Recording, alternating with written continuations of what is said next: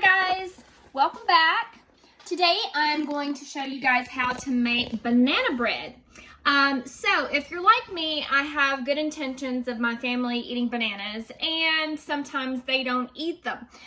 So my bananas end up like this, which is perfect if you want to make some banana bread. This is how I like them. So for this recipe, what we're gonna do is start out with 2 eggs. And I've already got them cracked here in the bowl. I'm going to add to that 1.5 cups of sugar. Just pour it directly in there. And I'm going to whisk that together. Now to this, I'm going to add 1 stick of melted butter. Pour that in as well. Give that a good, whoop, splashed myself. You don't want the melted butter to be too hot because again, we're adding eggs. This to eggs. We do not want it to cook the eggs. So after you melt it, just leave it sitting at room temperature for a few minutes to give it some time to cool down. All right.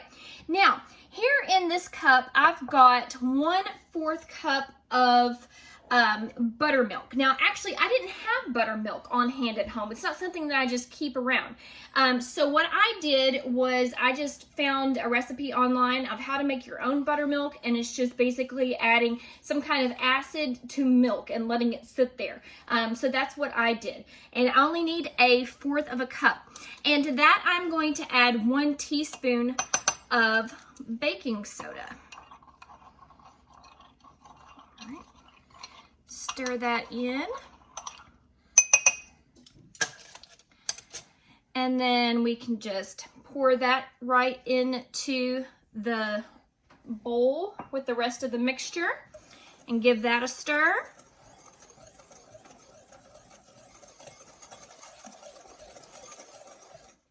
I'm going to add a little bit of vanilla, about 1 teaspoon. But if you've been watching my videos, you know I don't usually measure vanilla. I just pour it right into the cap. Stir that around. And now for the bananas. You take your bananas and you are just going to mash them up. I think the easiest way to do that is just to take the back of a fork like this on a plate and just give it a good mash. And they should kind of look like, it should look like chunky baby food. And I'm going to put that into the mixture as well. About 2 to 3 bananas is all it takes. I just used 2. All right. And then incorporate that. Now, we're almost done with this batter. The next thing that I'm going to do is just put in my flour. And I've got 1 3/4 cup of self-rising flour. Now, I didn't have self-rising flour on hand. It's not something that I usually keep, just like buttermilk. So I've researched on the internet the proportions to make my own because self-rising flour is just basically all-purpose flour with the leavening agent already added and salt already added. So I've just mixed my own up with some baking powder, all-purpose flour, and salt to the correct mixture found on the internet. And now I am going to just dump that in as well. Now, because this is a quick bread, kind of getting a mess over there. Because this is a quick bread, I don't want to whisk this anymore. I just want to kind of mix this flour in until it's combined. I don't want to overmix. I don't want my banana bread just falling flat. I don't want it to have tunnels in it or anything like that. So I'm just going to kind of gently mix this in. Now, after I do this, the next step is just to simply add in your nuts if it's banana nut bread. Now, if you are allergic to nuts, you just prefer not to put them in. You don't have them on hand. I usually keep mine in the freezer so that I have them when I need them for things like this. And I've got about, I didn't really measure this, but anywhere from about a half a cup to 3/4 of a cup or so is probably a good amount to put in.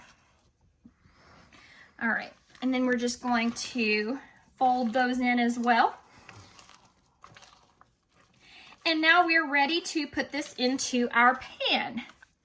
So it's a really very fast and easy recipe. I have sprayed these pans liberally. I might give some of this away, so I decided to put these into some disposable pans. And I'm just going to add this in.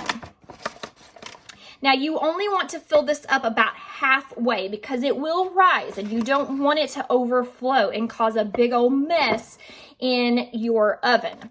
So make sure that when you're adding your batter to your pan that you only fill it up about halfway, 2/3 at the very most. If you get it above that, then it may end up all in the bottom of your oven. All right, so that's good.